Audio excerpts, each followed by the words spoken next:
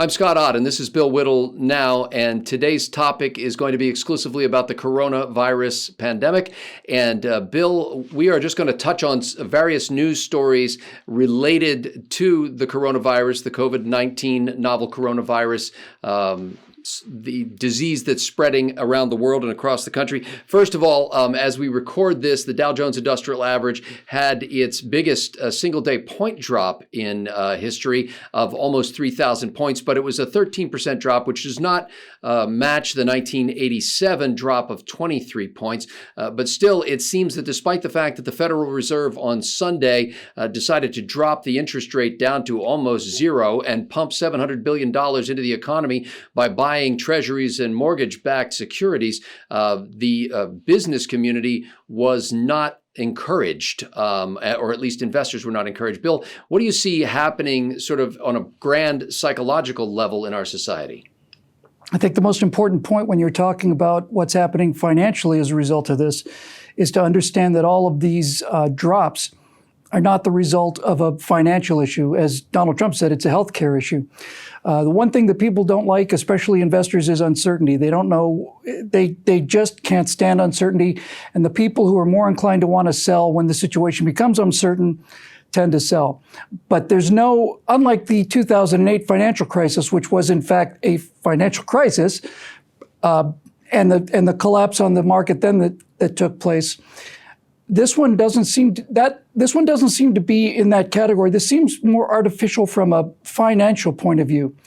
I don't know enough about it to talk about how it's going to be impacted long-term in terms of global supply chains. But the one thing we can say is that this gigantic drop in the Dow is due to people's concerns about something that doesn't seem to have anything to do with the Dow.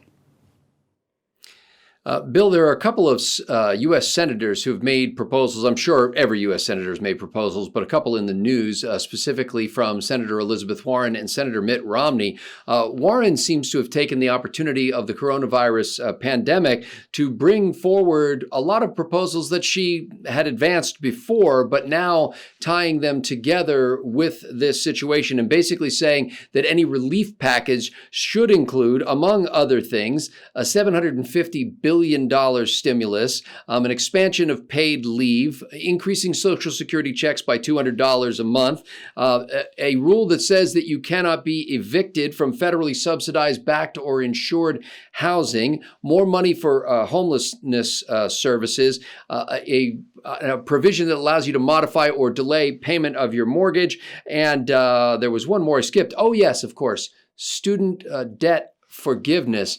Bill, clearly any call to bail people out in this situation is going to resonate with the American people, many of whom are concerned about losing their jobs. Do you think even in the short term, it might make some sense to move in the direction of what Senator Warren is suggesting? I think she should be ashamed of herself. And this is an example of let no crisis go to waste. Of course. Yeah, why not? And while we're at it, why not just eliminate, the national debt? We might as well retire aircraft carriers or whatever else they want us to do as a result of this virus.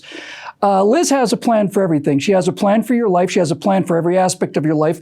And my plan for Liz is that she just go home and just, be Liz. She can say whatever she wants to. She's an American citizen, but it looks like that's going to be happening anyway. Well, she's also a U.S. I'm not Senator, so impressed. Hang on. Now, we'll deal with these things one by one. First of all, why don't we wait till we see what we're actually going to need before we start pulling every single lever there is to pull behind this green curtain, right? Why don't we actually see what's going to happen before we go to all of this hair-rending and panic in terms of irreversible things like forgiveness of all student loan debt. The fact that forgiveness of all student loan debt is one of her proposals to me tells me all I need to know about the rest of the proposals. That's not a serious proposal to deal with a health crisis that is relatively short-term. We don't know how severe it's going to be, but something like this is an indication that this whole thing is political, in the same way that Nancy Pelosi insisted on inserting money for abortion into a COVID-19 relief bill. So watch these people very closely. And why don't we just see what's actually going to happen if we have large numbers of people who are being evicted or something like that, then we can start talking about these things. But I haven't seen the slightest sign of that. None. I've seen people perfectly understanding. Well, here's her. Go ahead. Let me clarify her point, Bill, because what she's saying is, look, Congress is already going to do a COVID-19 relief bill. That's in the pipeline. That's already going to happen.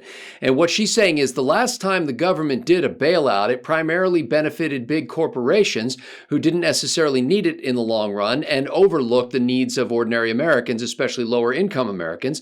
And so she's saying if we're going to do some sort of a government stepping in and bailing out people because of a crisis, then in this case, it should benefit ordinary Americans. She calls it a grassroots relief effort. Let me use the term that she had here. I can save you some time, grassroots Scott. Stimulus. I can save you some time. You tell me how a forgiveness of student debt, all of it, is going to affect the COVID-19 virus. Oh, she's not claiming it's going to affect the COVID-19 virus. She's saying that they're going to pass a bailout bill anyway. And what she's concerned about is that big corporations are going to be the prime beneficiaries. So they're going to pass a bailout bill anyway. And since we're going to pass a bill, which means there's going to be some kind of legislation, why don't we throw in everything? Why don't we just throw in every single thing? Why don't we just throw in the entire Democratic Party platform into this COVID-19 bill? Why don't we just do that? We've already seen an attempt to do that with Nancy Pelosi and this abortion proviso that she tried to insert into this. Here's a thought that might make sense to some people. How about if the COVID-19 relief bill specifically has to have elements in it that deal with the relief of the COVID-19 virus and just that. That's just, I'm just a regular guy with just these low-level, center of the country knuckle-dragging thoughts. But how about if we decide that we're going to do something about the virus relief through federal legislation, just as a nutty idea?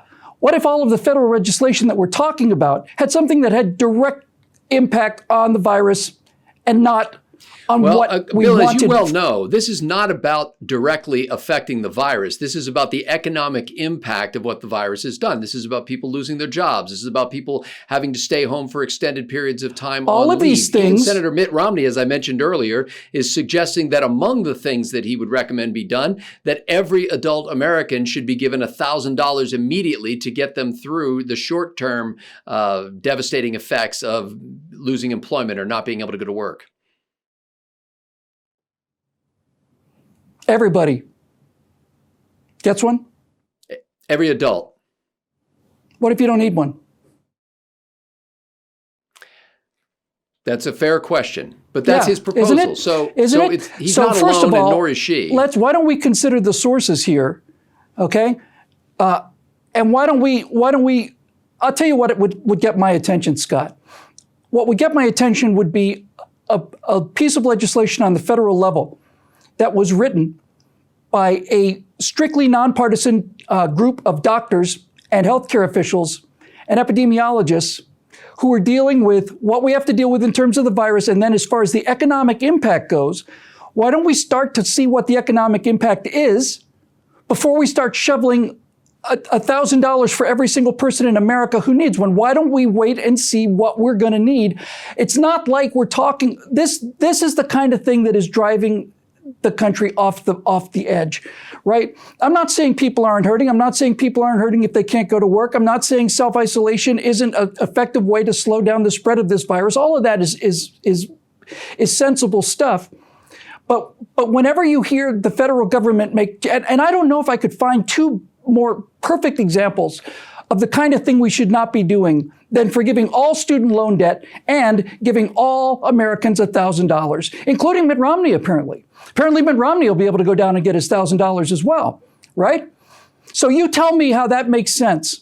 How if we have a limited amount of money to spend, and Mitt Romney's suggestion is that everybody gets $1,000, including Mitt Romney, including the landlords, including the people who need to make the payments, including the people who are doing real well.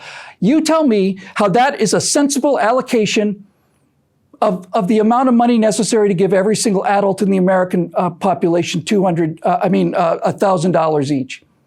Don't you think that it's possible that some people might need more than $1,000 and some people may not need $1,000 at all?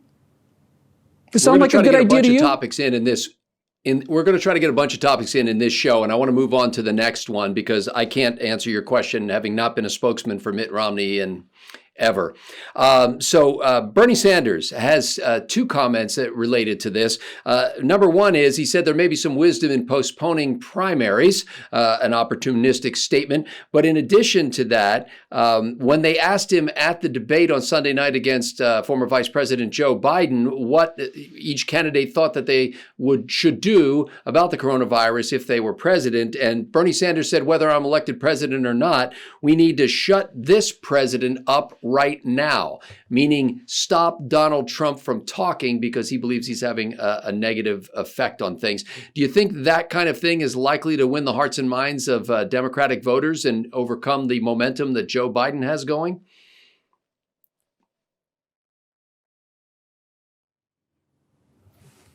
I have to tell you, I don't know how I continue to be shocked by these people. I really don't. There comes a day when we're finished shooting these shows and I simply sit on the couch and just stare at the carpet and I cannot believe what I'm hearing, but surely that's got to be the bottom. The president should shut up, is he? Should he? Is that what he should do? The president should just shut up because he's trying to rein in the panic that's being generated in order to get him out of office? Is that the plan, Bernie? Bernie Sanders said that food lines are a good thing. He said they're a good thing. He said, we shouldn't be saying food lines are a bad thing in the Soviet Union. Food lines are a good thing. It means there's food. Bernie, food lines means there's a shortage of food. And Bernie Sanders' solution to this would be to nationalize everything and put every single person in the country into a 20-hour-long wait to get a vaccine or something like that, when Donald Trump had the genius to go to the free market and say that all of these places with large parking lots, used to dealing with large numbers of people, they're not centralized, they're scattered all across the country. Everybody knows where they are, Target and Walmart and all the rest. You'll be able to go there for your COVID-19 testing. That is an act of genius from the part of somebody who's in the government, somebody who understands what capacity there is, and somebody who's not determined to make sure that as many people die from this disease as possibly can so that they can win the next goddamn election. I swear to God, I have had enough of these people. Honestly, I see these people rooting for this. I see these reports as the death toll continues to climb in New York. Okay. A 65-year-old man with extreme health problems and a woman who's 82 years old with emphysema have succumbed to the disease. Okay. I understand that there's a disease out there, and I understand it's not a trivial disease, but this is insane. And of course he wants Donald Trump to shut up. He wants Donald Trump to shut up because Donald Trump is, first of all, taking measures that are effective in terms of something that people can do. You can go down to Walmart in your car, you can get your virus test, and you don't have to wait in line at the DMV. And if you think the DMV is bad now, you wait till you think what the DMV would be like if that was the only place to go to get your virus test or a vaccine when that becomes available. Just think about that for a second. These people I've already known for years that these people would rather see the country politically ruined so that they could rule over what's left of it. But I never actually thought they would have the gall to openly come out and do what they're doing now, which is basically say, we hope as many Americans die as possible so that we can do things like forgive student loan debt and give people $1,000 so that they'll vote for our political programs. I swear I have never, ever in my life imagined I would see that, but there it is. So, Bernie, you're entitled to your opinion. You happen to be a representative of a political party that is actually half of the country. At least you claim to be. And you're telling the President of the United States to shut up because he's trying to do something about the panic that's being absolutely manufactured by your organs, by your people. Well, as you might imagine, Bill, Bernie Sanders is not telling the president to shut up because he's trying to do something about the disease. In fact, Bernie Sanders said the President Trump is blabbering on with unfactual information. He's criticizing him for saying things that aren't true. And before this day, when President Trump seems to have taken a bit of a different tone in his daily update, but he's basically saying the president has misled the American people and we got to stop him from talking because Trump tried to play down the significance of the disease. Okay. Well, let me take a larger view on that. If anybody, as President of the United States, tried to play down something that was deadly but not on the radar, you'd have a case. But I don't think that people are unaware of the COVID-19 virus. And I do know that I've been to shopping centers and I've been to supermarkets and I've seen nothing on the shelves from people who are panic buying because they're convinced that this is the Black Death. So, to the degree that the president is trying to calm people down and undo the actual damage, which is the economic damage, I think he's doing the right thing. Now, Bernie, of course, has to make this, Bernie, the Democrats and everybody, all of them, COVID-19 is Donald Trump's fault, all of it. That's the whole narrative from now on. Was Russia, but that didn't stick. It was impeachment, that didn't stick. It was Ukraine, that didn't stick. Perfect. Thank God, they're saying. A disease has come. Hopefully it'll kill as many people as possible so we can pin all of this on this president. And that's exactly what he's doing. That's exactly what he's doing. Donald Trump is trying to downplay this disease. No, you're right, Bernie. Everybody should be panicking more. There's not enough awareness about COVID-19. That's the problem. Not enough people are scared enough yet. That's the problem. I swear to God, I do not know how we even tolerate these people how the Democratic Party can have these people as spokespeople is beyond my comprehension. But then again, it's not. It's not beyond my comprehension. We're talking about people who will do anything for power. Anything. Nothing is below these people. Nothing. And we're seeing it every day. So you're right. The president is making a mistake by downplaying people's fears. What he should be doing, obviously, according to Bernie, is making people more hysterical than they are now because nobody's scared enough. That's the problem in America right now. Not enough of us are scared of this virus. That's a pretty astute reading of the situation, Bernie Sanders. Pretty astute reading.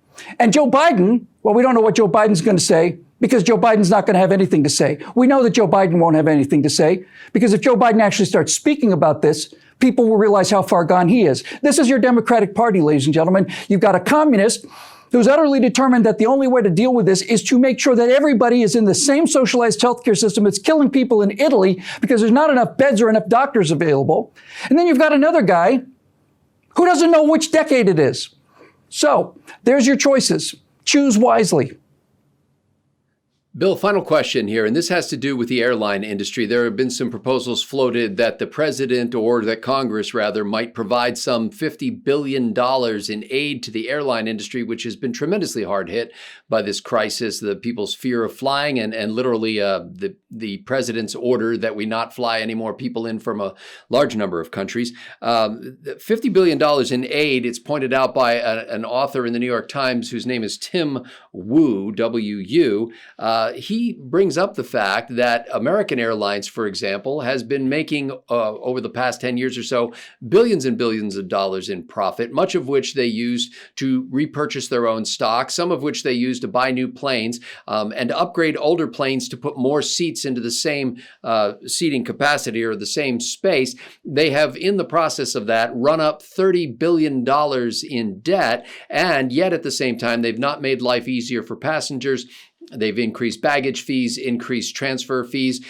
Tim Wu's point overall, Bill, and the question I'd like you to address is, if the taxpayers were to bail out companies like American Airlines, for example, should it be with the proviso that there be a cap, for example, on baggage fees or transfer fees or other provisions where the taxpayers can say basically, okay, we're going to float this to you, but you got to do something for us? Yeah, because it's those fat cats that are running the airlines that are taking baths in liquid, in liquid gold in the evening and stuffing pillows filled with $100 bills and all the rest of this nonsense in terms of profit and profit margins and all the rest of this stuff. The airline industry is bailing out the airline industry, helping out the airline industry. When you make an order that says people can't fly, that to me is a reasonable response to this. And once again, it's coming from a Republican, so you can at least you have some idea where it's coming from. But what he's basically saying is, well, we ought to punish those fat cats, and we ought to make sure that we don't have to pay for bags in the future. If we're going to give them money because we've shut down the airline system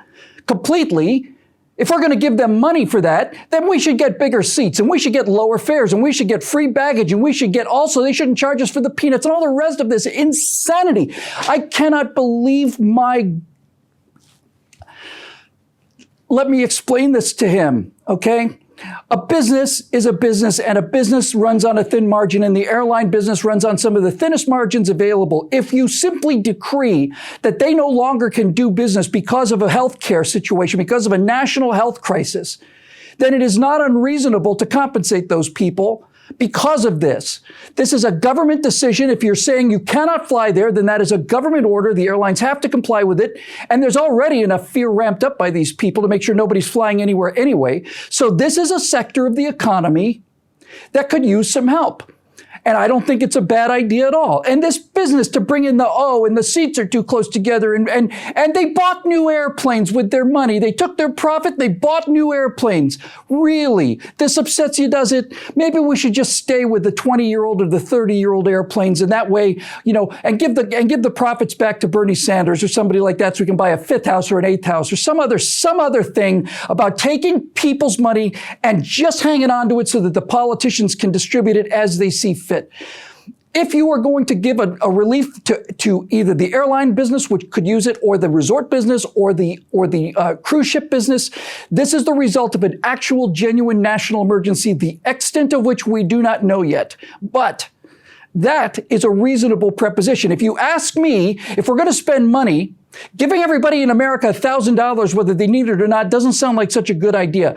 Giving money to an airline industry because you basically cut air travel in the United States to zero or next to zero does sound like a good idea, because when this hysteria is over, we're going to need to fly in airplanes back and forth again. We're not going to be traveling in donkey carts for the rest of our lives, unfortunately for the Democrats, because then they'd have a microscopic chance of being reelected if we saw people being piled onto carts in the street, which is what they're hoping for, because the only way they have a chance to win this election with their communist or this demented old senile dabbling idiot. So now we know where we are with these things. Now we know why these results are there. We know now why these proposals are being issued. I think, however, that rather than saying here's $50 billion, why don't we take a look at what the actual losses are on the part of the airline industry? Why don't we look at what they've actually lost as a result of this virus and compensate them for their losses rather than handing them a big sack of money and saying, well, hopefully this will cover it. Why don't we do that? Why don't we have them give us an accounting of what they're short and then say, all right, do we need to do this in order to keep these businesses afloat? Because if these airline businesses go out of business, we're going to be in trouble when this thing passes, and it is going to pass. Why don't we do something sensible like that? I don't know. I guess it's just me. I don't understand the intricacies of government, and I don't understand how, forgiving student loan is going to help the economy, or giving everybody $1,000. Mitt Romney can go down and collect his $1,000. I don't understand that. And while I do agree that there are industries that could use financial help, I think that financial help should come as much as possible in the form of tax breaks and so on. And then I would like an accounting of how much you're short. Tell me how much you're short, and you tell me if you don't have this money, you're going to go out of business. Then we'll have a look at it and we'll see what we can do, because this is a national emergency. But all the rest of this stuff is just an indication, not only of how desperate the situation is, but how desperate they want it to be, and how desperate they are to pour every single bit of wish and power fulfillment that they have in their miserable, shriveled little souls into a bill to try to provide some kind of relief for the American people. And if Bernie Sanders thinks that President Trump deserves to be removed from office because he's trying to keep the fear level down and not amp it up, then Bernie Sanders has a rather poor grip of reality, which is why Bernie Sanders is the only communist who's running for office, because the people who've lived under communism have been ready to give their lives to get away from it. And I'd be willing to bet you a fair amount of money that Bernie Sanders doesn't give as much a damn about people's lives as Fidel Castro did, or Joseph Stalin did, or Mao did. He doesn't care. He doesn't care if this costs people their lives. He doesn't care if it costs them their business. He doesn't care about the panic. And neither does Liz Warren. Liz has a plan for everything. So why don't we throw Liz's plan into this emergency crisis that we've got all of a sudden? And why doesn't Mitt Romney talk about just distributing money, anything to make me popular again? Hey, everybody gets $1,000. What a grand idea. Listen, these people are absolutely untrustworthy, all of them. The only person I've heard make any sense at all is the President of the United States, who has harnessed the private sector and the resources of the private sector to do what is possible to do in the face of this pandemic, the seriousness of which we will discover soon enough. But But this kind of thing is exactly why you cannot trust these people with plans or bailouts or nationalized health care or giving away money or any of that stuff. This is exactly why we need to be careful of these people. And what this virus is going to do is it's going to peel away a lot of things that we have just taken for granted and show us the things that we really need to see. And one of them is a party that's determined to throw every single thing they've got into the wish list for the money that's coming out of the government and to amp up the level of terror so the stock market crashes as hard as possible, and to make an effort to ensure that the government controls everything that can have anything to do with the physical recovery of this so that they can not only crash the economy, but also get the reins of it when they manage to pin this on Donald Trump with the aid of their news media, which is also in full-on, the death toll continues to rise kind of a mode. You know how many people have died of heart disease since this thing started? Look it up. Just look it up. Look how many people die of heart disease in the United States on an annual basis, divide by 365, and then add 30. And you'll know.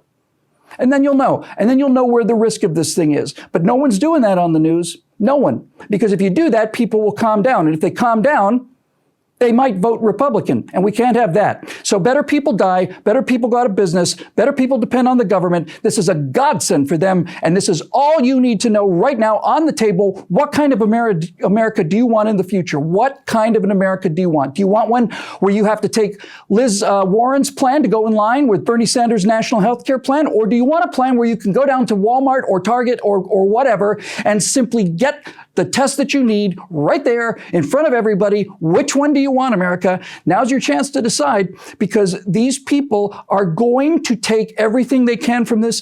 And if you don't think that what they're trying to do is a bigger threat than this virus, then you don't know anything about history, anything about the nature of these kind of people and what they will do in a crisis. And if they can't come up with a crisis, if there isn't one, they'll invent one. And that is all I have to say about this, because I am starting to really lose my temper. It's one thing to talk about politics and defame people and destroy their characters and all the rest of this immoral stuff. We're not only talking about people's businesses now we're talking about actual lives that are at stake because of what these people are doing. And I absolutely refuse to be a part of it. I will not be a part of this panic, and I will not be simply willing to go along with some emergency plan that some unpopular, absolutely rejected Harvard professor has decided is a solution to this, or what a doddering communist has to say about it, or what a guy who doesn't even know that he's running for president has to say about it. I don't give a damn what any of those people have to say about it, or a billionaire who's trying to hand out money to people. I don't care about what they have to say about it. I want to know what's necessary. I want to know what's needed. And I want the private sector to do what the private sector does, which is provide food to people and now provide medicine to people. Doesn't seem so hard to me. Doesn't seem so hard to President Trump either in terms of figuring this out. So now we're going to see. Now we're going to get a chance to see which one of these systems actually works better. And I am going to hold these people accountable for what they are doing now and what they've done for the last 4 years. And I think the American public is going to agree with me on this one come the first Tuesday in November. In times like these, we are incredibly grateful for the cool heads and steady hands and faithful contributions of our members. These are people who love liberty so much and who treasure it like we do, and who have put their money where their mouth is. Even this day, we've had more people join as members at BillWhittle.com, and the people who have long been supporting this enterprise are continuing faithfully to do so. We're especially grateful for that. When it seems like the rest of the world is losing their minds, we see you holding on firmly to your own.